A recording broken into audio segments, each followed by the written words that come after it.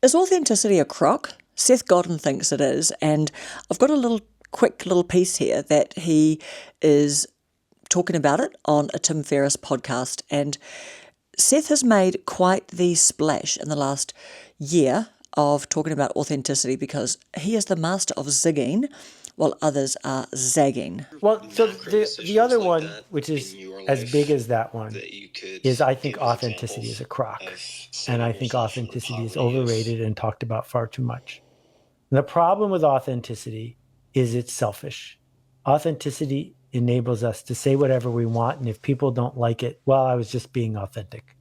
It is a ticket to self-absorbed inconsistency. Seth has really been doing the rounds and has been on a lot of podcasts and YouTube videos, been interviewed and talking about this. So what are your thoughts about that? Another thing that I heard him say as well is that people don't want you to be authentic. They want you to be the very best version of yourself. Let's hear some more. And I don't think anybody we serve wants that. I think what they want is consistency. I think they want us to make a promise and keep it. And the reason it's called work, not my hobby, is because I made a promise. And so I decided a really long time ago that I was going to be consistent. And it didn't matter if in a moment I felt like yelling at a customer service person or going up on stage when I'm supposed to be adding energy and just taking energy instead. And what I learned from that is the way we act determines how we feel way more often than the way we feel determines how we act. That is so up Tim Ferriss's wheelhouse, isn't it? There's quite a lot to unpack there, isn't there? I mean, I think there's a difference between a professional speaker and when you've got a conglomerate of a company, as Seth Godin does. I think there's a really big difference between deciding to turn up in your onesie to do your talk or your TED talk and turning up and, you know, this is your opportunity to tell people all about what you believe and what you have studied and all of your findings in, you know, up to this point in your life. I'm sorry, Seth, I just don't equate you turning up to a TED talk dressed appropriately and giving your very best because you've made a promise to people what they're going to hear and what they're going to learn when they come to your TED talk. So if you decide to turn up and you're in a onesie, you have got Mickey Mouse slippers on because that just makes you feel comfortable and you want to feel comfortable while you're doing your TED talk, don't you? I'm sorry, I don't equate that with you not being authentic. I equate that to you being a professional and you're a grown-up, and this is what grown-ups do. I kind of think it's quite funny that he has wheeled this out because it's put him back in the spotlight. And what is Seth famous for? He's famous for zigging when others are zagging. And amongst all this talk of authenticity is king, authenticity is queen, authenticity is the thing that we should all be reaching for and trying to get to and achieve. There's a lot, actually. There's a lot in that little podcast with Tim Ferriss. And oh my goodness, don't you love Tim Ferriss, the way he just uses all of his little poncy words? And yep, you've got an amazing vocabulary, Tim, but you know, you're a big nerd for wheeling them all out on us all the time. And it's what makes your podcast a bit of work. Don't get me wrong, I like myself some Tim Ferriss, and I've got his books, or a couple of his books, and blah, blah, blah, all of the things. We've all crossed paths with Tim Ferriss, haven't we?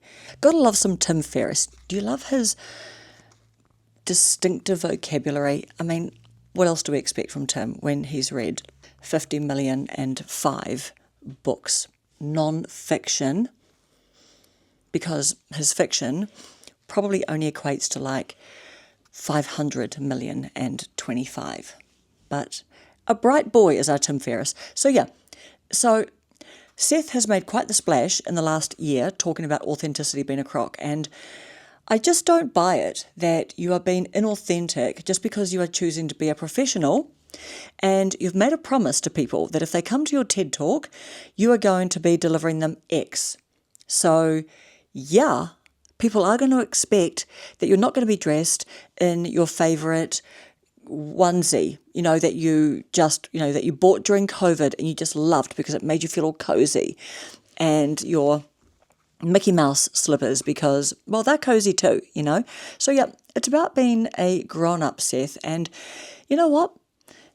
Not yelling at a customer service person, you know what I call that? That is what I call punching down. And punching down is just mean. And just because you choose to have some emotional intelligence and you choose to keep your brand intact, Seth Godin, by not making a big spectacle of yourself. And hey, you might get on social media just a little bit more than you are for talking about authenticity being a crock. Because truly, can we say that authenticity is a crock? Yeah. Like, honestly, Seth, how long would your business last for if you got videoed doing a Mel Gibson or a Kramer or is it John Galliano? Was he the designer for Jean-Paul Gaultier?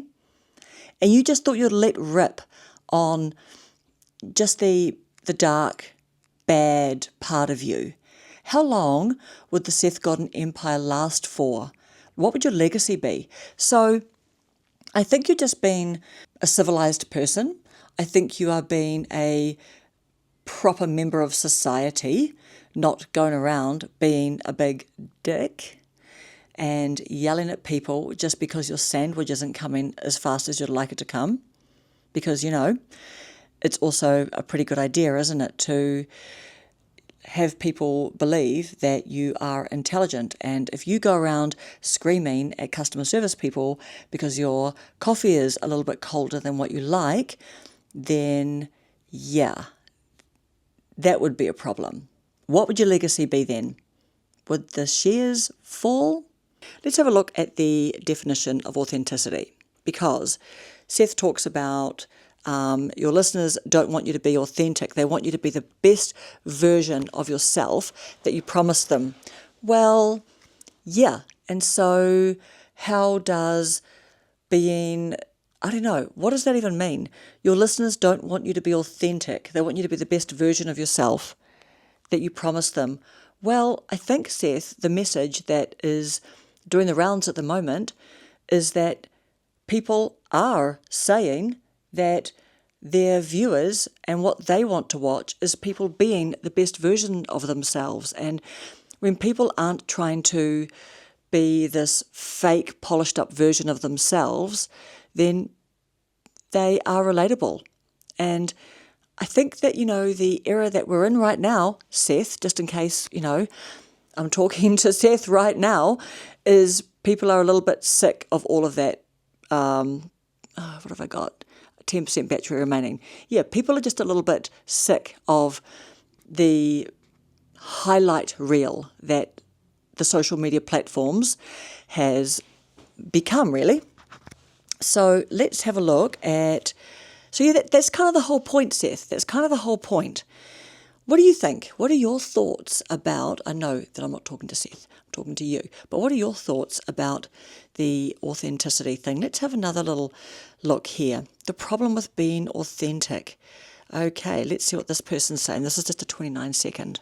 Why is being authentic nonsense? Well, so let's say something important came up in your life. You needed a lawyer or a surgeon or even an Uber driver, or you're going to a concert for someone you saved up money for the tickets. Do you want that person to be authentic? If they're having a really bad day, do you want them to be cranky? If they're tired, do you want them to drive erratically? No, you want them to be consistent. Professionals are consistent. They show up as the best version of themselves. Authenticity is for your friends. Consistency is for professionals.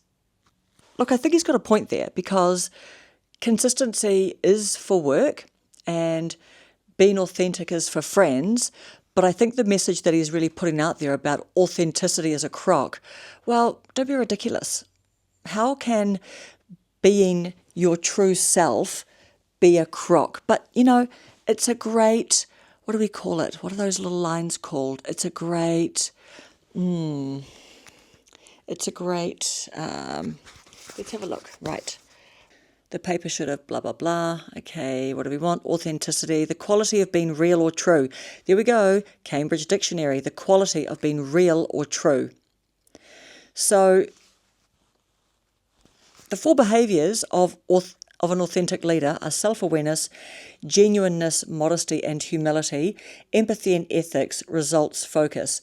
If you did go around kicking up because you are being held up in the departure lounge at your gate, getting onto your plane, and you didn't have some empathy for the fact that actually something's gone wrong, which is why the plane's a little bit delayed, letting you get on. So if you can't understand that things do go wrong in life, and it isn't the person's fault, the person who's standing in front of you, and in fact, it won't be, there's a whole lot of people whose fault it won't be. And if you're just going to have a tantrum and act like a 2-year-old, well, that won't be displaying self-awareness, would it? Because self-awareness would just be, this person under the stress right now is feeling bad. They're not having their best day. And there's going to be some idiots around who don't have self-awareness and don't have emotional intelligence that are going to wind them up and give them a hard time about it, because it's just a way of people feeling better about themselves, some people, isn't it? Like the whole punching down thing. Because you can say things to someone who's at work and they're supposed to manage themselves to the best of their ability and to the contract that they've signed up to. So they just can't let rip. So for example, I work with a lot of bus drivers, and bus drivers are out there doing the very best for people. They're not perfect. I'm not perfect. No one's perfect. But things go wrong. There's a lot of traffic on the road, so they're held up. There's not a lot of traffic on the road, so they might actually run a few minutes early. And that is what those apps are for, that help people gauge, is the bus going to be a little bit early? However, they do have to take quite a lot of grief, and they can't give the amount of grief back that they would like to. And I do empathise with them, and I just do my best to say, yeah, like, just try and hold it together, mate. I understand. And sometimes I wonder why people can spend more time writing a complaint about how, for example, a bus might be 5 minutes early or 3 minutes early and regularly, they'll complain about it being like a bit regularly early over a period of time, maybe a week, maybe during the school holidays when all the parents are at home and they're not, going into the office, but, they'll spend more time writing a complaint about the bus being late than just getting their little patootle down to the bus stop a little bit earlier. Yeah, just let that sink for a moment. I am. But you can't say that when you're answering complaints, can you? Because in a perfect world, a bus would never come early. And what the person doesn't understand is that, public transport, for example, bus companies, they will have hard stops. And they are, when you get to this main place, like a train station, stop and don't depart until this time. So there are planned hard stops. But guess what? We are living in a society with a lot of moving parts and a lot of moving vehicles and people and unexpected events happening. And for example, in the school holidays, when a lot of people are working from home, there's less traffic on the road. And so buses will travel more slowly between these buses will travel more quickly between these checkpoints, and there's just less traffic on the road, and they will get to some of their stops a few minutes early. So, guess what? Life isn't perfect, and we have to be adults. Getting back to Seth now, because I'm getting on a bit of a rant, but life isn't perfect. We have to be adults, and getting to being an adult and earning some money and running a house, driving a car, buying stuff, getting on aeroplanes and travelling, staying at accommodations, and things just aren't running smoothly. Seth Godin, it is called being an adult and learning to be an emotional intelligent adult is a goal. It's a never-ending goal, a lovely thing to aspire to, because as I was talking to someone about yesterday, that happiness, actually it was one of my team, we were just leaving, we were doing the little Friday end of the week talk. You know, happiness to me is a lot about context and about having gratitude. And I say that being very, very fortunate at this stage of my life, and I'll touch wood, that I don't have anything right now that's really challenging me health-wise that I know about. I feel very, very happy about the fact that I'm able to live in a house. I've got access to electricity and heating and some cooling, ability to cool myself down when I need to when it's really, really hot. And I've got a job so I can pay for stuff, and touch wood, I've got some good health, and I didn't have a bad upbringing, and I wasn't born a meth baby or an alcohol fetal syndrome baby. All of those things make me feel extremely happy, and that is what emotional intelligence is about, isn't it? It's part of it. It's about having context and having gratitude for the things that are good in your life. You know, like, not to get political here, but I was seeing the picture of that American woman who was wearing the Rolex watch, and the prison told all of the prisoners to take their masks off and to just, be there for the photo opportunity. So that really just brought up a lot of the whole kind of, wow, what does mean look like? What does cruel look like? But anyway, we're not a political channel here, and we are not pulling back the shower curtain either.